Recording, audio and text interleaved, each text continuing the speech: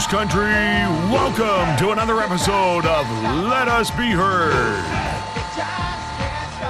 What's up, everybody? Calling back here for another episode of Let Us Be Heard. Joined, of course, by my co-host, friend, and fellow Moose Maniac, Dylan Gorman.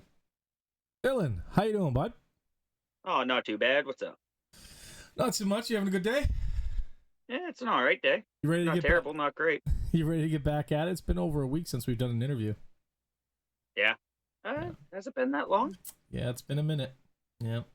I don't think it's been over a week. I think it's been almost a week. I don't know. It seems like a while.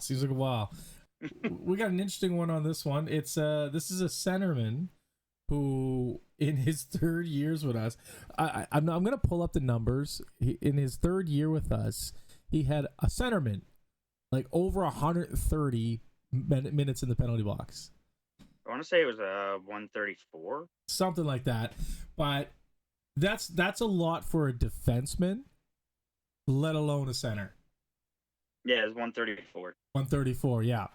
So he's a scrapper, and he's from 03. Was it 03 till 07?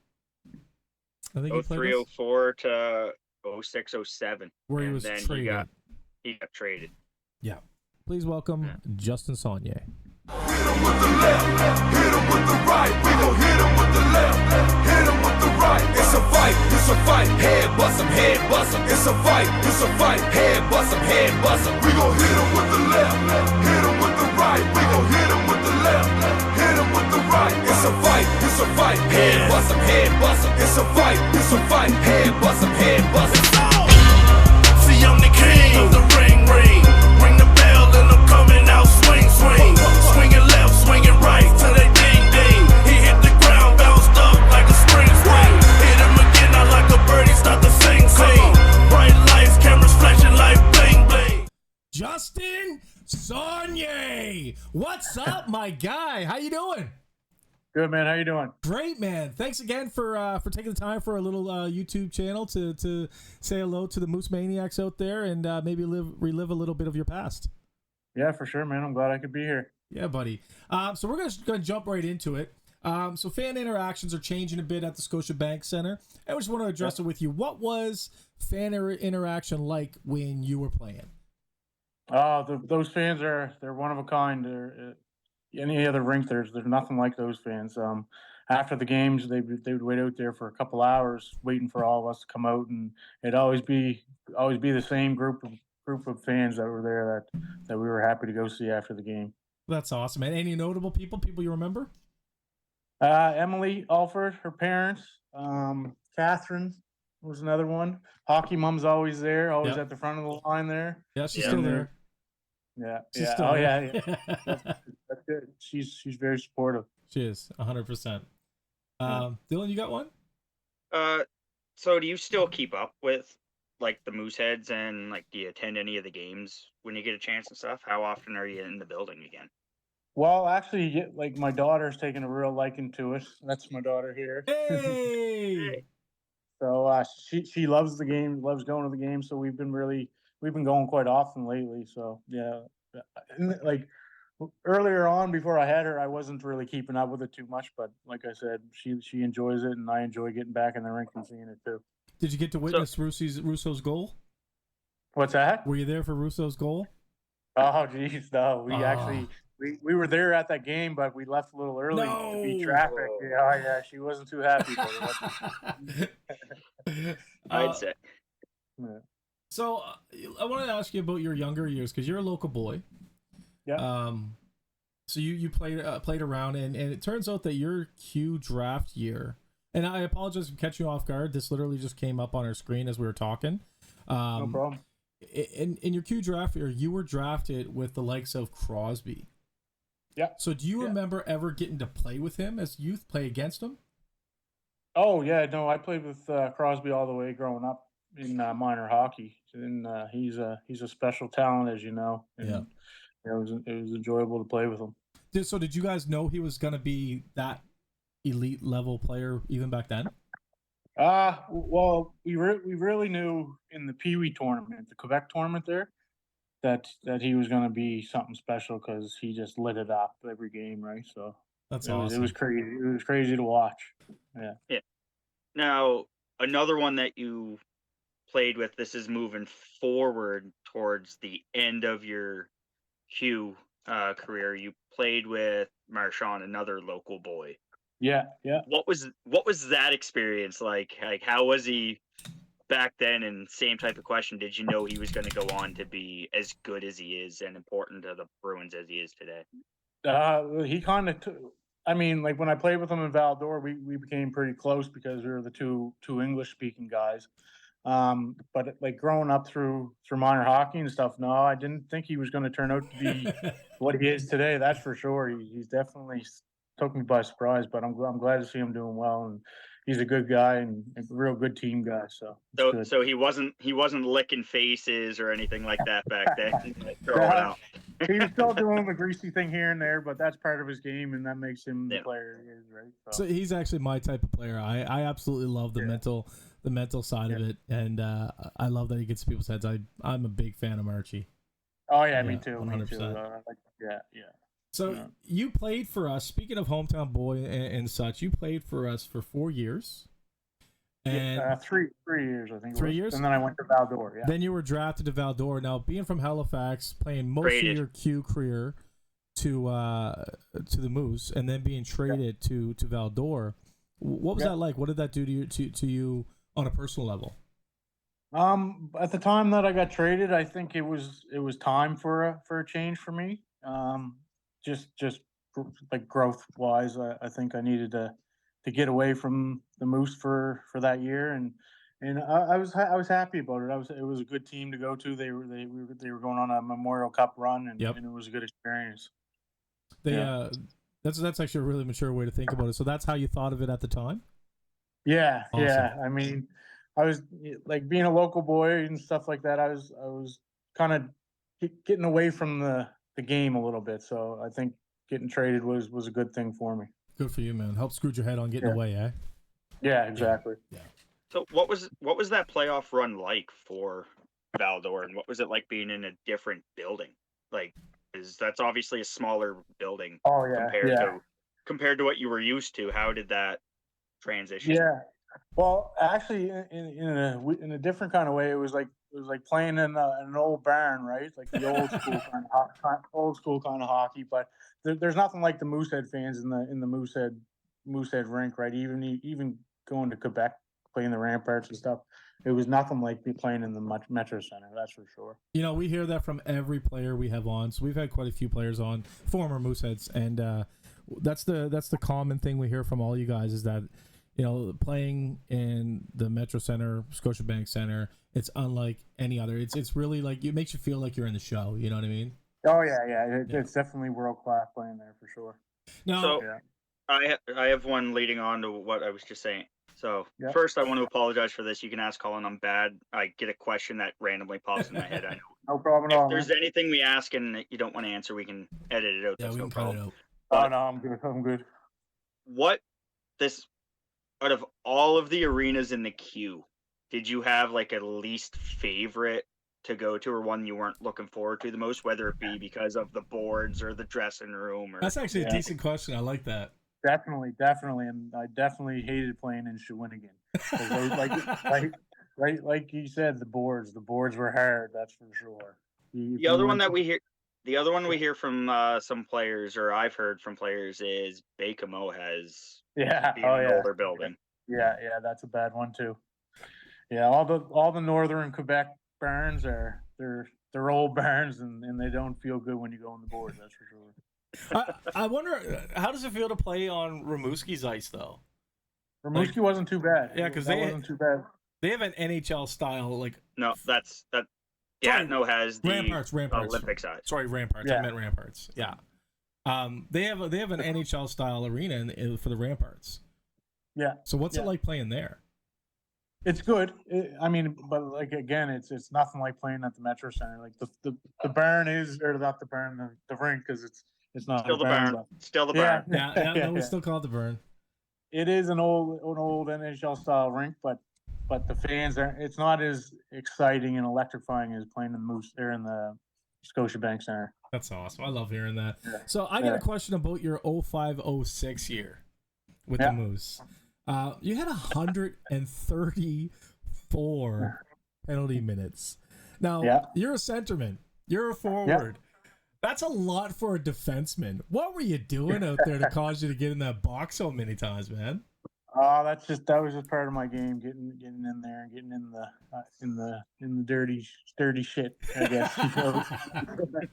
But no, it's just the gritty part of my game. That's just how growing up, I was always in the box, right? But it was hard to just stop that. No, I love it. And so we do a small intro for our players too. So the only videos you can find, honestly, are of you scrapping.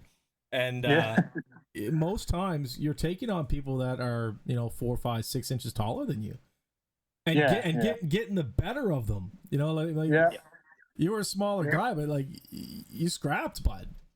Yeah, and that was part of my game too, right? Getting the boys going and showing the other team that doesn't matter, we weren't scared or nothing like that, right? Yeah. So, now, can you remember anybody who in the league where when you played against them, you just knew, okay, this guy's coming, this is gonna happen? Guy from Moncton Wildcats. His name was, I think it was Kalen Herr. Every time we play, we would scrap or get into it somehow. That's for sure. And actually, when I went and played Junior A in Yarmouth, he was playing for a team in Junior A as well. So it was carry on after the Mooseheads too. Yeah, that's funny. And that was for Yarmouth Mariners. Yeah. Right on. So like I mentioned the fact that we have other Mooseheads on. We have more scheduled. So we have two boys coming on that you played with. Okay. And I'd love to know. I'll take. You can message me later, or you can ask them right now. But is there anything you would like to ask Kevin Cormier or Bryce Swan? I don't know about ask, but I haven't really. I used to keep in touch a little bit with Bryce, but I see them both doing pretty good in life now, and I'm happy for them, and I hope they keep doing that. Beauty, man, beauty. Yeah. You want to take the next one there? Leading on with you being a scrapper and stuff, and just continue on to that. The Q has moved towards removing fighting from the game with stiffer penalties, whether it be as instant suspension, if not more. What are your thoughts on that, and how do you think that's going to affect the gameplay going forward?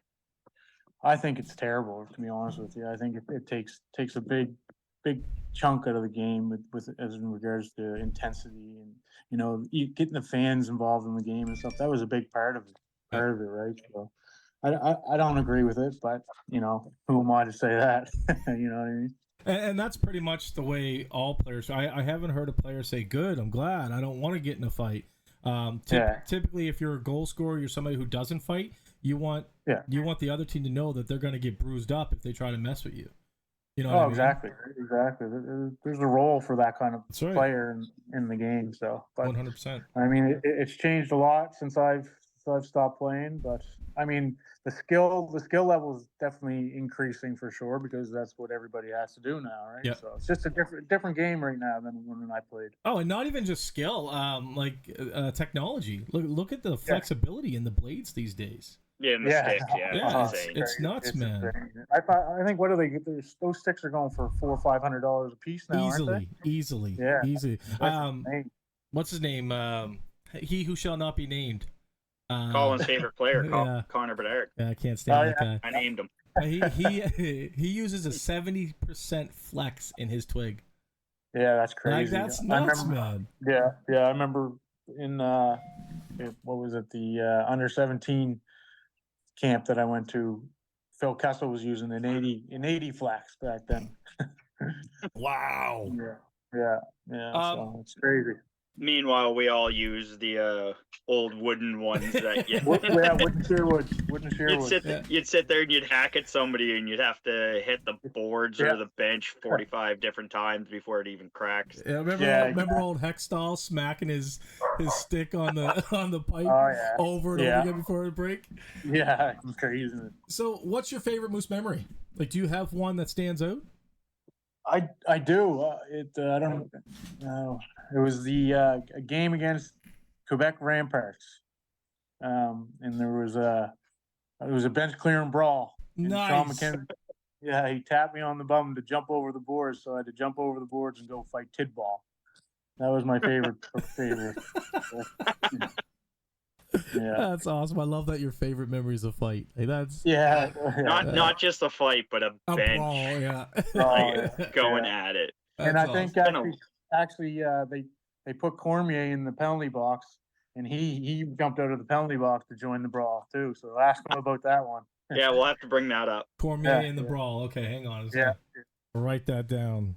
Yeah, Colin has to write things down, or else it Yeah. just leaves his brain Dude, I'm instantly. Yeah. 40 But now. you can't just say the brawl, because me and Cormier have been in a couple brawls. So you got to say the Quebec Rampart one. Yeah, I'm 40 now. I have to write everything down, man. Yeah, It's, right it's on. bad. Yeah. Yeah. So you're a father of two now. Or sorry, father of one. I had that wrong. My bad. You have one daughter, as we met. Yep. What are you up to now? What fills up your day? Well, I work full time now. I'm working down at a place called Transworld Industrial Fasteners and stuff like that, and Nice. into sales and all that kind of stuff.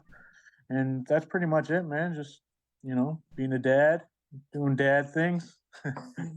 It comes first. I got 3 myself, man. Nothing like Yeah, being a father. Nothing like being a Yeah. father. Yeah. No, exactly. Do you still play pickup at all? Street ball? My nephew plays hockey now. He's 7 now, so I go watch him. But no, I haven't really played any pickup or anything, because I have a bad back, so I haven't really played any hockey really at all. All the brawls, I tell you. Yeah, right. Yeah. All right. So I think we kind of touched on this, but do you have a moment in the queue Mhm. that you'll treasure for the rest of your life? Something that you think Not back just to not just the often? moose, but Yeah, not counting just like the moose, Valdor or even travel and things like that. Yeah. Yeah. I mean, going to through playoffs and stuff with Valdor, I'll definitely remember that for a while, for forever, I should say. But that was probably my favorite memory. Yeah, you going past playoffs. Yeah. You guys got right to the last round with them. Yeah, exactly. Yeah, it was fun. It was a good experience getting that far in playoffs at a level of hockey like that I definitely enjoyed. That's awesome, man. Yeah. That's wicked. Yeah. Is there anything you'd like to say to the players, fans, or the organization? I would like definitely thank the fans for the time that I was there. They were definitely a motivator for me, definitely. So I'd like to thank the fans and for the players. Keep playing, keep your head up, and take it where it takes you, or go where it takes you. Sorry. Any advice you would give to? I know the game's changed, but any advice you would give to the younger players coming in? Younger players, I would say, just do the job that they were put on the team to do, and just keep a positive attitude, and things should work out. Right on, man. So we do have a super fan question. Yeah. And we already mentioned her, Emily. So you were her first jersey. You're the first person she ever had a jersey of. She names you and Metcalf as her 2 favorite moose ever. Okay. So we asked her to think of a question for you. So here it is. Okay. All right. She has an A or B, so you can answer both or neither. It's up to you. Why did he choose the position in hockey? Yeah. And who is your favorite person you have worked with, coaching, staff, teammate, in hockey in general? I'll go with that. The position question. The coaches chose that for me, and it just kind of stuck growing up through minor hockey and stuff. So I enjoyed playing center. I could always go everywhere on the ice. So I definitely enjoyed being a centerman. As far as the person in my career, I'd have to say 2 of them. One would be Brad Crosley in my midget days. He was definitely a game changer for me. And then I'd have to go with Sean McKenzie. He always motivated me to do exactly what I would do on the ice, and never gave me shit for the stuff I would do on the ice either. He pushed me and he helped me along. Even after he was let go from the Mooseheads, he would help me get ready for the World Under 17 tournament and stuff like that. So he was definitely a big help in my career. Right on. So you kept some friendships after you left the Moose, then, eh? Yeah, definitely. That's beautiful.